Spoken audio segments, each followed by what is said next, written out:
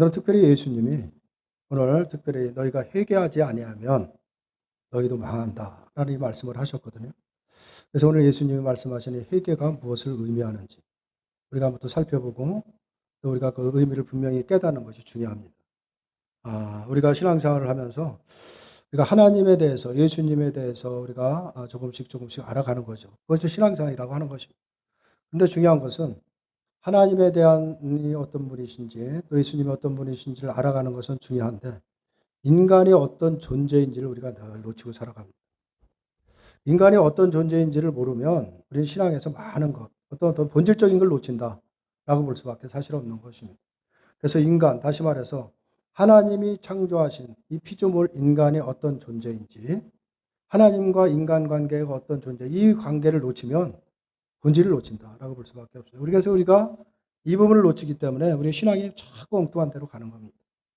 그래서 오늘 특별히 회개, 예수님의 회개라고 하는 이 의미에 대해서 우리가 살펴보면서 우리의 신앙에서 정말 내 신앙은 좀 바른 신앙 안에 서 있고 바르게 우리가 신앙생활을 하고 있는지 한번 돌아보시기를 바랍니다. 그러니까 하나님이 천지를 창조하고 인간을 제일 마지막에 창조를 하셨습니다. 창조하시고 하신 일이 뭐냐면 에덴 동산에 에덴 동산 중앙에 선악을 알게 하는 나무를 심어 놓고 아담에게 말했죠. 이것을 이 여기에 열매를 절대 따먹지 말라. 만약 네가 따먹는 날에는 정녕 죽으리라. 반드시 죽으리라. 라고 말씀을 하셨거든요. 근데 아담과 하와가 그것을 지키지를 못했습니다. 결국 불순종을 해서 그 선악과를 따먹게 됐죠. 근데 하나님이 선악과를 먹은 후에 찾아오셨습니다. 아담에게 찾아오셔서 물으셨죠. 왜 네가 그것을 먹었느냐라고 이렇게 물으십니다. 그때 아담이 한 대답이 있습니다. 하나님이 내게 있게 한 여자가 내게 주어서 먹었습니다. 라는 그런 대답을 하게 됩니다. 이 말은 바꾸어서 말하면 뭐냐면 하나님 왜 여자를 내게 있게 했습니까? 이 말이거든요. 이 핑계를 대는 것입니다. 그래서 내가 언제 하나님 앞에 여자를 만들어 달라고 내가 요구를 한 적이 있습니까? 왜 갑자기 여자를 만들어 주셔서 그 여자가 내게 정말 이렇게 먹게 해서 나는 먹은 것뿐이다라는 것이죠. 여자가 없다면 선악과를 먹지 않았을 것이다라는 이런 어떻게 보면 변명 아닌 변명을 지금 하고 있다라고 볼 수가 있습니다. 하나님께서 왜 먹었느냐 아담에게 찾아와서 물으시는 것은 자기 자신을 돌아볼 것을 촉구하는 말씀인 것입니다. 자기 자신을 보고 하나님이 먹지 말라고 명령하신 그 말씀에 내가 불순종했구나. 내가 하나님이 하지 말라고 하는 그 말씀에 불순종했기 때문에 나는 죽어 마땅한 존재라는 것을 자기 자신을 돌아보라는 것입니다. 그런데 그런 것을 이렇게 하나님이 자기 죄를 알고 하나님의 용서를 구하도록 하는 그 촉구의 말씀이 뭐냐? 왜 그것을 먹었느냐라고 물으시는 것입니다. 그 의미가 있다라고 볼 수가 있죠. 그런데 아담은 하나님의 말씀을 들으면서도 자기 자신을 돌아보려고 하는 그 애를 놓쳐버린 거예요. 자기 자신을 전혀 돌아보지 않는다는 것입니다. 오히려 핑계를 대고 있다라고 볼 수가 있죠. 하나님께서 여자를 만들어 내게 있게 한 일에 대해서 불평을 하고 거기에 대해서 불만을 갖고 있다라는 것을 볼 수가 있는데 내가 하나님의 말씀에 불순종했기 때문에 나는 죽어야 하는 존재라는 것을 전혀 생각하지 않았다는 것입니다. 바로 이것이 선악을 알게 된 아담에게 나타난 습성이다 라고 볼 수가 있는 것이고 아담 이후에 모든 인간, 아담 이후에 태어난 모든 인간은 바로 이런 습성을 가지고 살아간다는 것입니다. 어떤 일이 일어났을 때 자식이 자신을 돌아보질 않는 것입니다. 거기에서 뭔가를 핑계댈 구실만을 늘 찾아가면서 그 어떻게 보면 모든 탓을 남에게 돌리려고 하는 이런 습성이 어디냐? 이 아담으로부터 이뤄왔다라고 볼 수밖에 사실 없는 것입니다. 그래서 무슨 일만 있으면 하나님 왜 이렇게 하십니까? 왜 내게 이렇게 가혹하게 하십니까? 라는 그런 말로 원망하고 불평하는 게 왜냐? 이 아담의 습성이기 때문에 그런 것입니다. 여자는 뭐라고 변명을 하느냐? 뱀이 내게 유혹해서 내가 넘어갔습니다. 이 얘기거든요. 그러니까 아담과 하와는 내가 죄를 범했습니다. 하나님 말씀에 불순종했습니다. 저희들은 죽어야 마땅한 존재입니다. 이런 것이 없는 것입니다. 변명하고 있는 것입니다. 그러니까 무엇이 내게 유리한 건지를 계산하게 된다는 것이죠. 늘 이런 생각으로 세상을 살기 때문에 우리가 내가 죄인입니다라는 말은 사실 나오지 않는다라고 볼 수 있죠. 그러면 아담이 선악과를 먹을 때는 하나님이 무엇을 하고 있느냐라는 것이죠. 하나님이 정말 아담과 하와가 선악과를 먹을 때 그걸 말리셨으면 이런 죄를 짓지 않지 않겠느냐. 이런 생각을 우리가 하게 되는 것입니다. 하와가 뱀의 유혹에 넘어갈 때 하나님 과연 무엇을 하고 계셨기 때문에 그냥 내비두셨느냐. 멀리 계셔서 그걸 알지 못해서 그냥 그걸 말리지 못했느냐. 그건 아닌 것입니다. 하나님은 그 모든 일거수일투족을 다 지켜보고 계신 것입니다. 다 알고 있으면서 모든 것을 보고 계셨다라는 것이죠. 이것은 뱀이 하와를 유혹하는 것을 하나님이 허용했다는 의미가 되는 것입니다. 바로 이것이 하나님의 개입이라는 것입니다. 이 부분을 우리가 생각해야 됩니다. 이러한 하나님의 개입을 우리는 도저히 이해를 못하고 용납이 안 되는 것입니다. 왜 그렇게 하시느냐는 것이죠. 이런 우리의 반발이 우리가 늘 우리에게 있는 것입니다. 아담과 하와가 선악과를 먹을 때는 그냥 보고 계시고 먹고 나니까 그 불순종에 대한 대가로 에덴에서 추방을 시키고 생명나무를 감춰버리죠. 누구도 생명나무에 접근하지 못하도록 생명나무를 감추시는 그 하나님의 일에 대해서 우리가 선뜻 우리도 이해가 잘 안 된다 할 수밖에 없는 것입니다. 그런데 중요한 것은 우리는 그런 하나님을 믿고 있다는 사실을 우리가 생각해야 되는 것입니다. 우리가 하나님을 믿는다고 하면서도 하나님의 하시는 일에 대해서 이해를 못하고 있는 것은 뭐냐? 거기에는 우리에게 분명한 이유가 있는 것입니다. 우리가 하나님을 분명히 믿죠. 근데 일어나는 모든 일들을 보면서 하나님을 늘 불평하고 원망하는 것은 뭐냐? 우리가 거기에 대한 분명한 이해가 없기 때문에 그러는 것입니다. 그것이 우리의 현실인 것입니다. 우리가 하나님의 하시는 일에 대해서 이해하지 못하는 것은 다른 것이 아니라 그것은 우리가 하나님에 대해서 생각하는 것, 요구하는 것이 따로 있기 때문에 그런 것입니다. 그러다 보니까 하나님의 하시는 일에 대해서는 전혀 관심을 안 두고 내가 생각하는 것만 고집을 하고 있다라고 볼 수가 있죠. 그 중심에 뭐냐? 하나님은 우리에게 늘 복을 주시는 분으로 내가 필요한 모든 것을 채우시고 내가 원하기만 하면 나에게 유익한 쪽으로 이끌어 가시는 분이라는 그 사고가 그 마음의 중심에 자리하고 있기 때문에 그런 것입니다. 그래서 하나님은 절대 나에게 해를 끼치시는 분이 아니라는 것이죠. 이런 생각을 갖고 있는 것입니다. 그래서 세상에 벌어지는 여러 가지 많은 일들이 있죠. 우리들이 수많은 일들을 겪고 살아갑니다. 그런 일에 대해서 정말 예수를 믿는 하나님을 신앙하는 성도의 시각으로 제대로 바라보지를 못하는 것입니다. 그것을 해석하지를 못하는 것이다 라고 볼 수가 있는 것입니다. 사건에 대한 우리가 일어나는 모든 사건에 대해서 바른 이해는 대단히 중요한 것입니다. 우리가 예수를 믿는 신앙생활하는 우리들로서 정확한 해석이 필요한 것이죠. 성경적인 해석이 필요한 것이고 믿음의 해석이 필요한 것은 분명한 것입니다. 그만큼 중요한 것이고 그리고 예수님은 사건에 대해서 어떻게 해석을 하시는가 그것이 대단히 중요하다라고 볼 수가 있는 것입니다. 오늘도 그 말씀을 하시고 있는 것입니다. 오늘 1절을 보면 뭐라고 말씀을 하시냐면 1절에 두어 사람이 예수님께 와서 빌라도가 바로 어떤 갈릴리 사람들의 피를 그들이 제물에 섞는 일에 대해서 말을 하죠. 이렇게 와서 고자질하는 것입니다. 이렇게 말을 할 때 사실 이 사건이 어떤 배경으로 이 사건을 말하는지는 정확하게는 알 수는 없습니다. 그런데 역사학자들의 말에 의하면 이 갈릴리 사람들은 로마에 대해서 대단히 악감정을 갖고 있었다고 합니다. 그래서 로마에 대한 반로마전 성향이 아주 강한 것이 갈릴리 사람들이기 때문에 이 로마에서 이 갈릴리 사람들을 대표적으로 아주 많은 사람들에게 경종을 울리기 위해서 그들을 잡아다가 확살하고 그것도 모자라서 그들의 피를 자기들이 신에게 제사할 때 바치던 제물의 피에 섞어버렸다는 것이 그렇게 추측하는 학자들이 있습니다. 근데 어쨌든 와서 두어 사람이 이런 말씀하실 때 예수님이 하신 말씀이죠. 이게 중요한 것입니다. 오늘 예수님은 2절 3절에서 뭐라고 말씀하시냐면 너희는 이 갈릴리 사람들이 이같이 해받음으로 다른 모든 갈릴리 사람보다 죄가 더 있는 줄 아느냐 너희에게 이르노니 아니라 너희도 만일 회개하지 아니하면 다 이와 같이 망하니라 라고 답을 하십니다. 그렇죠. 이렇게 답을 하면서 그리고 이어서 뭐라고 또 말씀하죠. 실로암 망대가 무너져서 18명이 죽은 사건을 또 언급을 하십니다. 그러면서 4절과 5절에서 또 이렇게 말씀을 하십니다.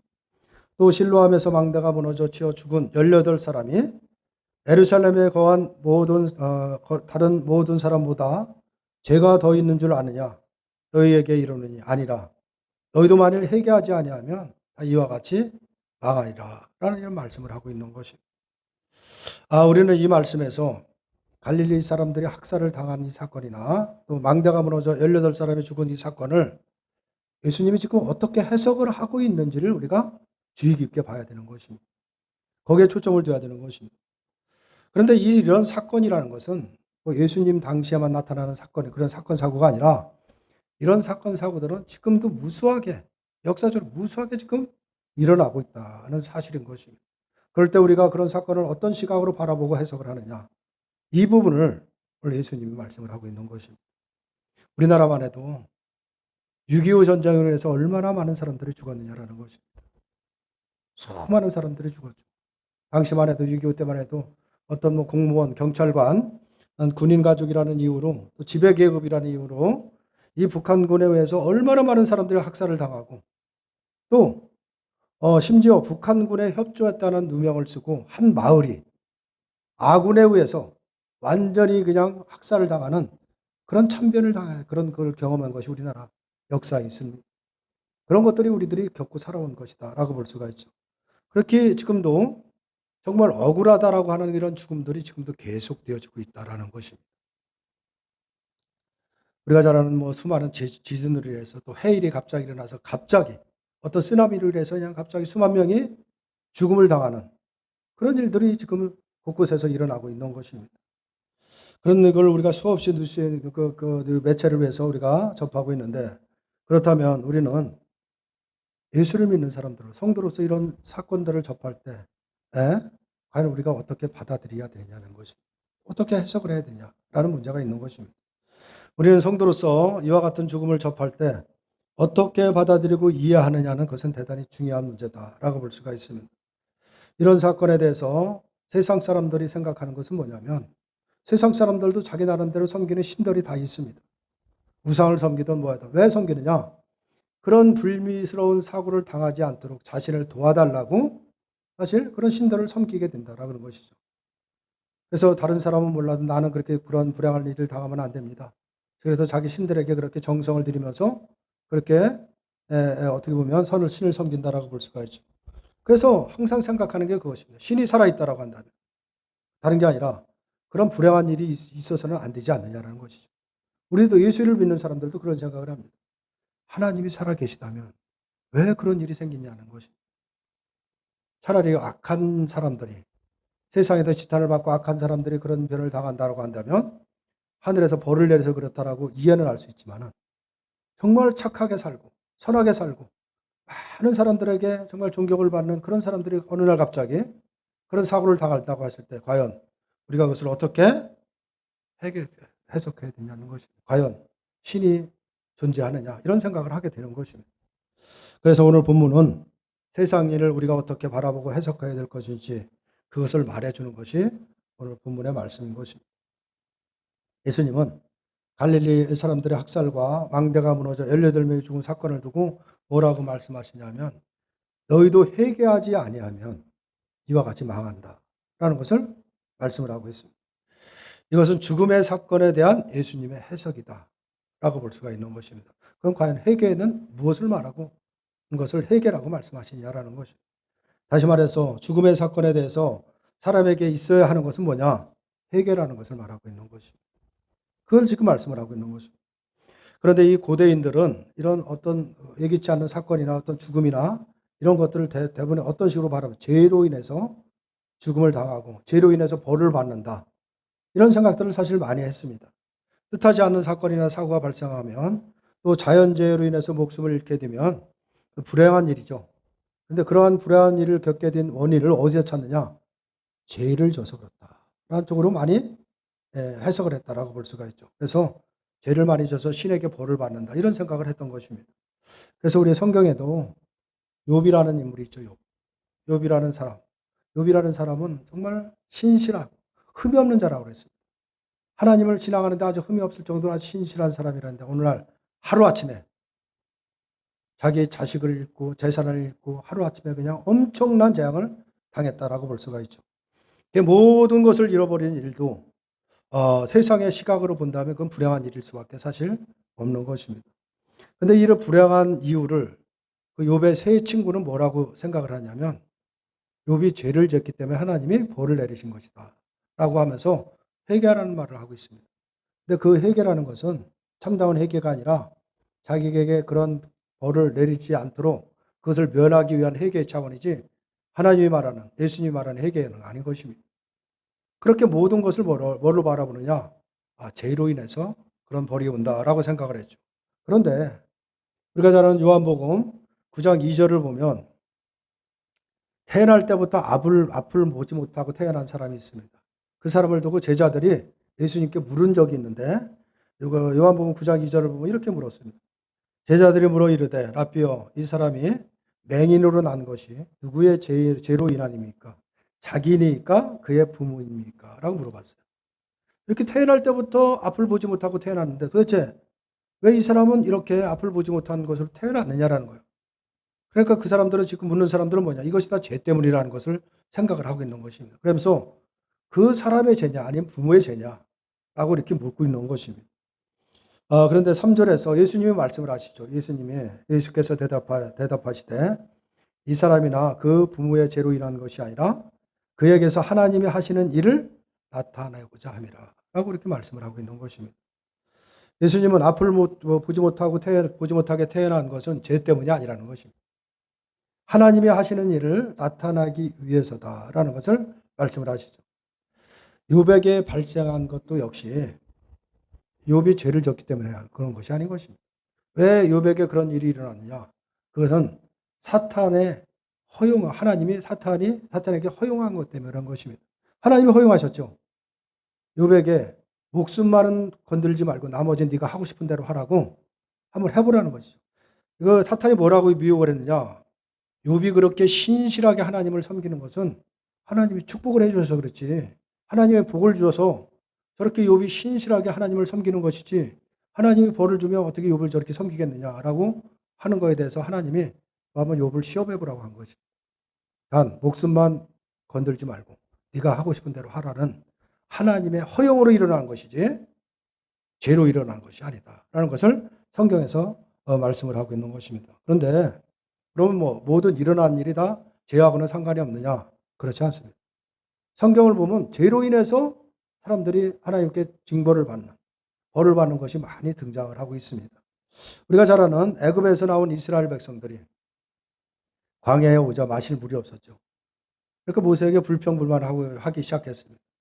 그래서 하나님이 불뱀을 내려서 다 물려 죽게 하는 불평불만한 그런 죄에 대한 징계를 내리신 적이 있습니다. 또 그 광야에서 그들이 당을 짓고 모세에게 반기를 들었을 때 이 땅을 갈라서 그냥 한순간에 그들을 땅에 묻어버린 적이 그런 징계를 내린 적도 있다는 것입니다. 다시 말해서 하나님은 죄 때문에 징계도 하신다라는 것입니다. 그렇다면 일어나는 모든 일들이 죄 때문에 일어날 수도 있고 그렇지도 않다는 것을 우리가 이해할 수가 있는데 그럼 오늘 예수님은 무엇을 말씀하시려고 하느냐라는 부분인 것입니다. 그런데 예수님은 오늘 갈릴리 사람들의 죽음과 망대에서 죽은 그 사람들을 말하면서 갈릴리 사람들이 죄가 많아서 그런 사고를 당한 것이 아니라는 것입니다. 어떤 재앙이 있고 없고는 죄의 문제로 바라보지 말라는 것을 말씀을 하시는데 하나님 앞에서 모든 인간은 사실 동일한 것입니다. 누구는 죄인이고 누구는 선한 사람이 아닌 것입니다.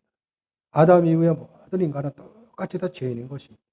우리가 어떤 착한 일을 하고 도덕적으로 많은 선행을 했더라도 그가 선한 사람은 아닌 것입니다. 세상적인 도덕의 기준에 착하고 선한 사람을 구별할지 몰라도 하나님의 기준에서는 어떤 사람도 선한 사람은 없다. 모두가 다 멸망을 받아 죽어야 마땅한 존재라는 것입니다. 근데 우리는 늘 세상의 도덕을 기준해서 이 사람은 착한 사람이고 이 사람은 악한 사람이다 이렇게 기준을 하죠. 근데 그것은 사람의 기준이고 사람의 어떤 존재는 하나님이 어떻게 판단하시느냐에 달려있는 것입니다. 하나님이 인간을 어떻게 보시느냐가 중요한 것이지 사람이 판단하는 것은 아무런 의미가 없다라는 것을 우리가 생각해야 되는 것입니다. 그런데 우리는 늘 착한 사람이 사고를 당하게 되면 그것을 이해하지 못하고 있는 거죠. 왜 저렇게 선한 사람이 저런 사고를 당하느냐라는 것입니다. 그래서 예수님은 그런 사건들을 우리에게 다른 것이요. 왜 그런 사건들이 있게 하느냐? 그것은 지금 택한 우리들, 하나님 나라의 백성들에게 회개를 이끌어내기 위한 하나님의 일이시라는 것을 말하고 있는 것입니다. 이 부분을 우리가 생각을 해야 되는 것입니다. 우리는 이러한 사건들을 보면 하나님 왜 정말 이렇게 하십니까? 이런 생각을 많이 하고 있습니다. 그런데 그것은 죽지 말아야 할 사람을 죽게 하신 일에 대한 원망에 불과하다라는 것입니다. 근데 어떤 사람도 죽지 않아야 될 사람은 없습니다. 오늘 당장 죽어도 할 말이 없는 사람들이 인간이라는 것을 우리가 분명히 생각해야 되는 것입니다. 이것이 바로 인간이 에덴에서 아담의 불순종으로 해서 추방당해서 생명에서 단절된 바로 죄인으로 보지 않기 때문에 그런 것입니다. 모든 인간은 그냥 생명에서 단절되고 영원히 죽어야 마땅한 존재라는 사실을 깨닫지 못하는 것입니다. 그래서 회개하지 아니하면 이라는 말씀은 주변에서 일어나는 사건 사고로 인한 참혹한 일과 죽음들을 단지 그 일을 겪는 사람들의 죄의 결과나 또 불행만으로 보지 말라라는 것을 말하고 있는 것입니다. 그럼 모든 사건들은 지금 하나님이 하시고자 하는 것은 그 일로 통해서 지금 택한 백성들에게 바로 회개를 이끌어내기 위해서 하시는 일이라는 것을 말씀을 하고 있는 것입니다. 다시 말해서 마지막 때를 준비하고 깨어있는 이 성도로 살아가는 우리들입니다. 지금 우리들에게 회개를 요청하기 위한 하나님의 일로 바라보라는 것이 예수님의 해석인 것입니다. 이 부분을 우리가 깊이 생각을 해야 되는 것입니다. 그러나 이 회개라는 것은 우리가 말하는 우리가 어떤 행동이 바르지 못한 것을 고쳐가는 것, 그것을 회개라고 하지 않습니다. 그래서 회개의 원어적인 뜻은 돌이키는 것입니다. 하나님의 말씀에 불순종해서 세상으로 갔던 나의 삶을 하나님께로 돌이키는 것을 회개라고 하는 것이죠. 그게 원어적인 뜻인데 여기서 예수님이 말씀하는 회개라는 것은 그렇게 우리 말처럼 어떤 반성의 차원이 아니다. 근데 우리가 잘못했습니다. 무엇을 잘못했습니다. 예수님 용서해 주시오. 저를 회개합니다라고 하는데 그건 그냥 반성에 그치는 것입니다. 반성. 회개라는 것은 진정으로 내가 어떤 존재인지를 깨닫고 정말 주님의 말씀에 불순종해서 세상으로 나왔던 나의 모습이 온전히 돌이키는 것을 말한다라고 볼 수가 있는데 그래서 이 회개라는 것은 우리의 의지로 되는 것이 아닌 것입니다. 내가 맘먹는다라고 회개하는 것이 아니다 라고 볼 수밖에 없는 것이죠. 바로 이 회개는 성령의 능력으로만 되어진다라고 볼 수가 있는 것입니다. 이러한 성령의 능력이 겨우 어떤 도덕적인 행동의 변화를 일으키기 위해서 하시는 일이겠느냐라는 것입니다. 회개는 정말 나는 회개하지 않으면 안 될 그러한 인간임을 아는 것입니다. 이게 회개인 것입니다. 회개는 나라는 존재가 심판을 받아야 마땅할 존재임을 정말 본질적으로 깨닫는 것. 이게 회개인 것입니다. 이런 회개를 과연 우리가 할 수 있느냐? 할 수 없습니다. 우리의 의지로 되는 것이 아닌 것입니다. 하나님의 은혜 주셔야 할 수가 있는 것입니다. 왜냐하면 우리는 자기 자신을 부정당하는데 참지 못하는 우리 인간의 모습이 그런 것입니다. 자기를 부인한다? 도저히 참지 못하는 것입니다. 남이 나를 인정하지 않는다? 참지 못하는 그런 본성이 아직도 있기 때문에 이게 사실 되지 못하는 것입니다. 그래서 오늘 6절부터 오늘 또 비유를 들어서 예수님이 설명을 하시는 것입니다. 오늘 6절부터 9절까지의 말씀을 보면 이렇게 말씀을 합니다. 이에 비유로 말씀하시되 한 사람이 포도원에 무화과나무를 심은 것이 있더니 와서 그 열매를 구하였으나 얻지 못한지라. 포도원 지기에게 이르되 내가 3년을 와서 이 무화과나무에서 열매를 구하되 얻지 못하니 찍어버리라. 어찌 땅만 버리게 하겠느냐. 대답하여 이르되 주인이여 금년에는 그대로 두소서. 내가 두릅하고 거름을 줄이니 이후에 만일 열매가 열면 좋거니와 그렇지 않으면 찍어버리소서 하였다 하시니라. 라는 이런 비유를 들어서 말씀을 하고 있는 것입니다. 포도원이라는 것이 어떤 것이냐. 포도원은 포도나무만 심는 것이 포도원인 것입니다. 그게 포도원이라고 볼 수가 있죠. 그런데 이 포도원 주인은 무슨 마음으로 그랬는지는 모르지만 이 포도원에 뭐를 심어놨느냐. 무화과나무를 심었다는 것입니다. 무화과나무를 심었다. 무화과나무가 상징하는 것은 또 지금 여기서 포도원이 상징하는 것이 뭔가를 우리가 한번 살펴보면 성경을 보면 포도원은 항상 뭐를 상징하냐? 바로 택한 이스라엘을 상징한다라고 볼 수가 있는 것입니다. 우리가 이사야 말씀을 보면 이런 말씀이 있습니다. 이사야 5장 7절의 말씀을 보면 무릇 만군의 여호와의 포도원은 이스라엘의 족속이요 그가 기뻐하시는 나무는 유다 사람이라. 그들에게 정의를 바라셨더니 도리어 포악이요 그들에게 공의를 바라셨더니 도리어 부르짖음이었더라 라고 말씀을 하고 있습니다. 다시 말해서 이 성경에서 포도라는 것은 이스라엘 백성들을 가리킨다 라고 볼 수가 있고 그 포도나무는 유대인들, 택한 유대인 백성들이라 라고 말씀을 하고 있는 것인데 하나님은 분명히 포도원, 이스라엘을 포도원이라고 말씀합니다. 그런데 이 포도원에 포도나무가 아닌 무화과 나무를 심은 것입니다. 무엇 때문에 이 무화과 나무를 심었느냐라는 것이죠. 이 부분을 우리가 생각해 봐야 되는데 우리가 이 누가복음이라는 것은 누가가 누구를 대상으로 썼느냐? 이방인들을 대상으로 쓴 책이 이 누가복음입니다. 이것을 우리가 이해를 하고 생각해 본다면 이방인들을 불러서 심었다라는 의미가 되는 것입니다. 그 이스라엘, 택한 백성들 안에 이스라엘, 이방인들을 불러서 심었다라는 의미가 된다라고 볼 수가 있는데 이처럼 주인이 포도원에 심겨질 수 없는 무화과 나무를 심으시고 그 열매를 얻기 위해 왔다라는 것을 말하고 있는데 근데 3년을 와서 봤는데 열매가 없다는 것입니다. 그래서 당연히 식어버리겠다라고 말씀을 하고 있는 것입니다. 여기서 말하는 열매의 의가 가서 무엇을 바랬겠느냐라는 것입니다. 여기서 말하는 이 주인이 무화과를 나무 심고 거기서 바라는 열매라는 것은 다른 것이 아니라 회개의 열매를 말하고 있는 것입니다. 포도원에 심겨진 무화과 입장에서 회개라는 게 무엇이겠느냐? 다른 것이 아니라 나는 이 포도원에 심겨질 자격이 없는데 전혀 여기에 자격이 없는데 주인이 은총을 베풀어서 심겨졌다는 것을 아는 것입니다. 이것이 무화과 나무의 회개의 열매다라고 볼 수가 있는 것입니다. 그리고 이 자기를 포도원에 심겨진 그 주인의 은혜에 감사하는 것. 자격 없는 나를 여기에 심어주셔서 이 포도원의 한 일원이 됐다는 이것에 그 은총에 감사하는 것. 이게 뭐냐? 바로 무화과 나무가 맺어야 될 회개의 열매다라는 것을 말하고 있는 것입니다. 이것이 무화과 나무의 열매인데 또 주인은 그것을 원하셨다라는 것을 말하고 있습니다.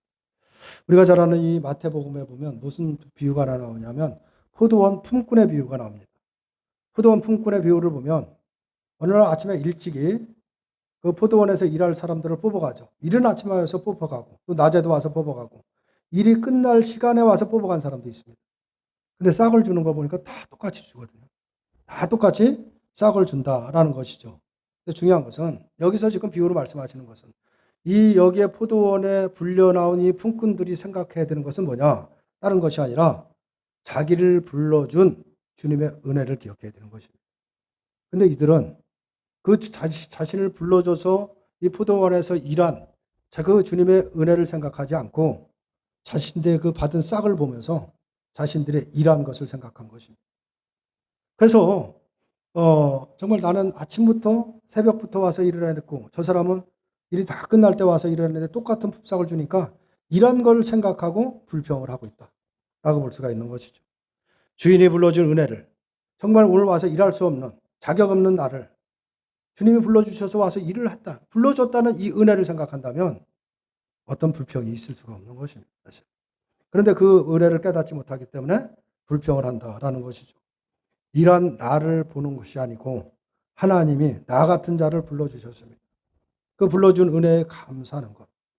이것이 부름을 받은 자들의 해야 되는 것이다. 라는 것을 말하고 있는 것입니다. 이것이 바로 우리가 말하는 십자가의 은혜를 아는 성도에게서 드러나는 회개의 모습이 되어야 된다. 라는 것을 말씀을 하고 있습니다. 그렇고 나의 존재를 깨닫고 내가 어떤 존재를 깨닫고 십자가를 바라봤을 때 나에게 베푼 은혜가 얼마나 큰 것인가를 깨닫는 것. 이것이 진정한 회개의 열매이고 이것이 바로 하나님이 우리에게 원하시는 것이고 이것이 신앙생활이다. 라는 것을 성경이 말하고 있는 것입니다. 하나님의 은혜로 내가 생명에 속하게 되었습니다. 이것을 생각하면 누가 얼마를 받았느냐, 누가 무슨 일을 했느냐, 누가 대단한 어떤 큰 업적을 남겼느냐, 이건 대단히 중요한 것이 아닌 것입니다. 누가 무슨 일을 하고 안 하고는 중요한 것이 아닙니다. 나 같은 존재를 불러주셨다는 이 사실 하나만으로도 그 은혜에 감사할 수밖에 사실 없다라고 볼 수가 있는 것입니다. 그래서 이것을 생각하는 것, 그런 존재임을 자기가 깨닫는 것이 그것이 바로 예수님이 말씀하시는 회개의 열매다라는 것을 말씀을 하고 있는 것입니다. 중요한 것은 나를 아는 것이죠. 자기 존재를 아는 것입니다. 근데 우리는 나라는 존재를 늘 생각하지는 않습니다. 나는 이만하면 됐다는 것이죠. 내가 한 거를 늘 바라보는 것입니다. 이루는 일을 바라보는 것이죠. 내가 하나님께 불순종한 것도 있지만 내가 순종한 것도 많습니다. 이걸 생각하는 것입니다. 그러면서 늘 자신이 뭔가를 또 받으려고 하는 그런 생각을 하는데 그것은 진정한 성도의 모습이 아닌 것입니다. 자기 존재를 진정으로 바라보는 것. 이것이 바로 십자가를 믿는 것이다 라고 볼 수가 있습니다. 십자가의 은혜를 알게 되면 우리가 이 땅에 살아갈 때 무엇을 하든 불평불만은 있을 수가 없는 것입니다. 사실.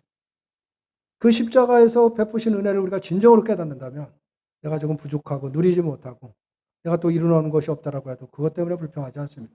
남은 많이 누리는데 나는 왜 이렇게 삽니다. 불평할 이유가 없는 것입니다. 왜냐하면 그것은 중요한 것이 아니기 때문에 그런 것입니다.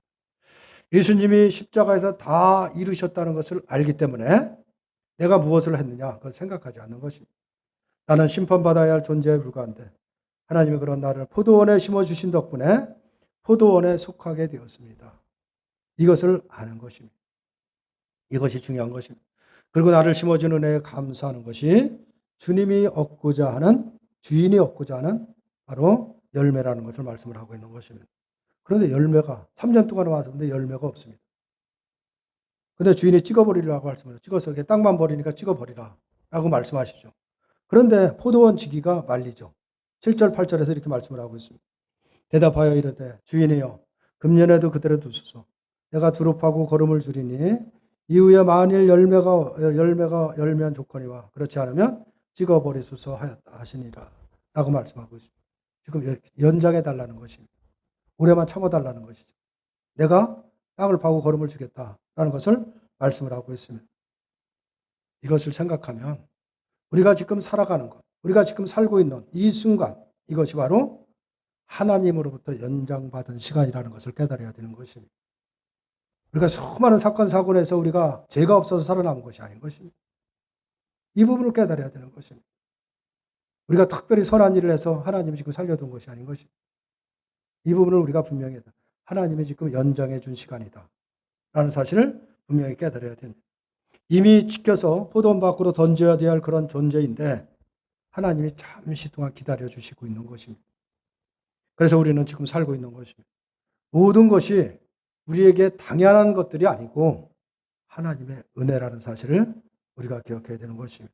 하나님의 기다리심이다라는 것이죠. 그 기다리심 때문에 허락된 시간들인 것입니다.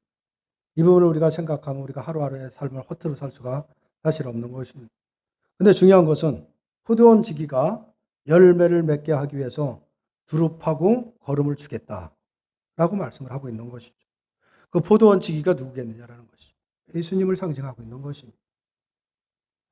바로 찍어버려야 할 우리를 버리시지 않으시고 열매를 맺게 위해서 일하시는 분이 누구냐? 바로 예수님이시라는 것을 말하고 있는 것입니다. 두릅하고 거름을 주겠다는 의미가 뭐겠느냐라는 것이죠. 무슨 일을 하시겠다는 것이냐. 바로 그건 다른 것이 아니라 늘 복음을 통해서 말씀으로 우리의 마음 심령을 헤치고 휘쳐잡아서 바로 하나님의 은혜가 무엇인지를 깨닫게 하시고 그 은혜에 감사하는 자로 나오도록 그런 자로 만들겠다라는 것이 예수님의 일하시는 것입니다. 그래서 내가 땅을 파고 거름을 주겠습니다. 그래서 열매를 맺게 하겠습니다. 라고 말씀을 하고 있는 것입니다. 그 주님의 은혜를 깨닫고 감사하는 새로운 피조물로 만들어 가시겠다라는 것이 주님의 뜻이다. 라고 볼 수가 있는 것입니다. 이것을 깨닫는 것이 회개라는 것을 말씀을 하고 있는 것입니다. 근데 우리는 진정한 그런 회개를 하고 있는지, 나의 존재를 깨닫고 우리가 우리의 삶에서 정말 이런 회개를 하고 있는지를 우리가 살펴봐야 되는 것입니다. 우리는 하루하루 살아가면서 수많은 일들을 겪고 살아갑니다. 그러나 그쪽에서 우리는 어떤 일이 일어나도 엄청난 사건이 일어나도 금방 잊어버리고 살아갑니다. 그래서 그때 그 당시에는 좀 안 됐다라고 생각하면서 수많은 사람이 지진으로 해일로 천재지변으로 죽어가는 걸 보면서도 나하고는 상관이 없는 것처럼 생각한다라는 것입니다. 그 모든 것이 내가 지금 있는 것은 당연한 것이 아니라 하나님의 은혜 가운데 연장된 시간이라는 사실을 우리가 깨달아야 되는 것입니다. 그리고 예수님이 말씀을 통해서 우리에게 말씀을 통해서 걸음을 주고 우리를 끊임없이 하나님의 은혜가 무엇인지를 깨닫게 하시고 일하시기 때문에 우리가 지금 이 자리에 있다는 사실을 기억하시고 정말 나의 자신을 바라보면서 늘 자신을 통해서 베풀어 주신 하나님의 은혜를 기억하고 늘 감사하면서 주님 앞에 영광 돌리며 살아가는 저와 여러분들이 다 되시기를 주님의 이름으로 축원합니다.